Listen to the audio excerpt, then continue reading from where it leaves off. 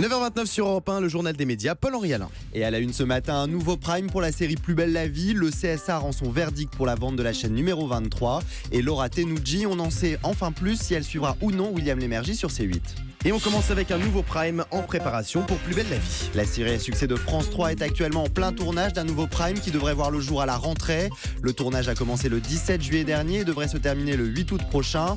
Les personnages vivront à nouveau de nombreuses aventures à l'image d'Eugénie et de Patrick Debout qui seront au cœur de ce nouvel épisode. En attendant de le découvrir, rappelons que du 7 au 11 août prochain, France 3 déprogrammera la série en raison des championnats du monde d'athlétisme. La chaîne diffusera les 5 épisodes d'un seul coup en prime time le lundi 7 août, de quoi ravir l'appétit des fans de la série. On en sait plus sur la rentrée de Laura Tenoudji, alias Laura du Web. Le doute planait sur un éventuel transfert vers C8 pour rejoindre William Lémergie. L'animatrice restera finalement bien sur France 2. Dans son édition de cette semaine, le magazine Gala confirme l'information.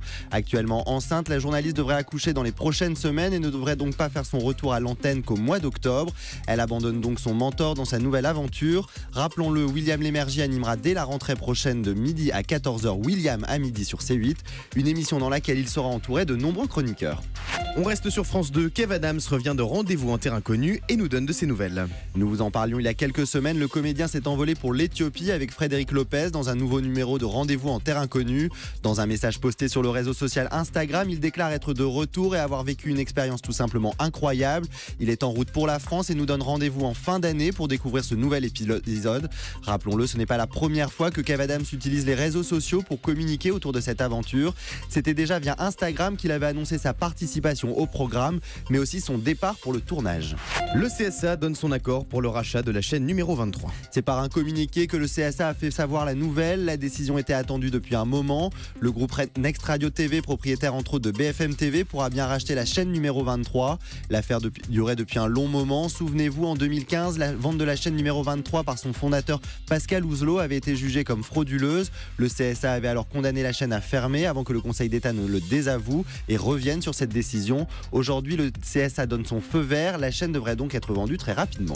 La Coupe de France de football restera bien sur France Télévisions.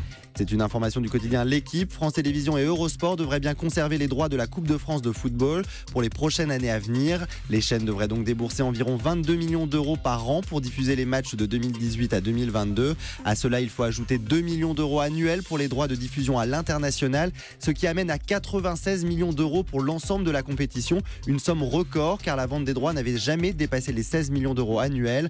Une hausse qui devrait profiter entre autres à la Fédération française de football.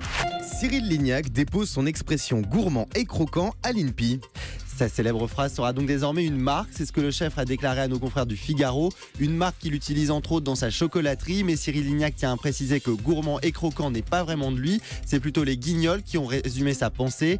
Il précise qu'il a plutôt tendance à dire ces gourmands-là, j'aime bien ces croquants-là, mais désormais cette expression lui colle à la peau et ce n'est pas la première fois qu'une personnalité dépose une expression qui lui est propre. Souvenez-vous, Christina Cordula a déposé son célèbre Magnifique et la starlette de télé-réalité Nabila avait déposé son désormais culte Allô, non mais allô quoi.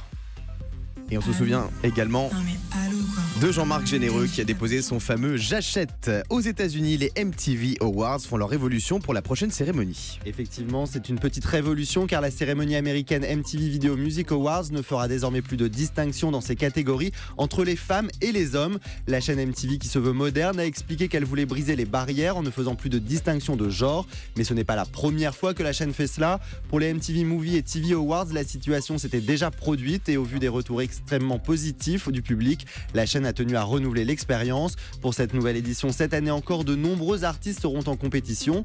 Et parmi les grands favoris de cette année, le rappeur Kendrick Lamar arrive en tête avec 8 nominations. La cérémonie aura lieu le 27 août prochain aux États-Unis. Et on termine avec le chiffre du jour. 97 comme 97 victoires remportées hier pour Enzo. Le champion de Tout le monde veut prendre sa place sur France 2 en est aujourd'hui à 107 000 euros de gains. Il est le 5e plus grand champion du jeu. Le numéro 1 reste toujours Dominique qui avait remporté 150 victoires en 2010. Il reste donc encore un peu de chemin pour Enzo avant de battre ce record. C'était le journal des médias. Merci beaucoup Paul-Henri Alain.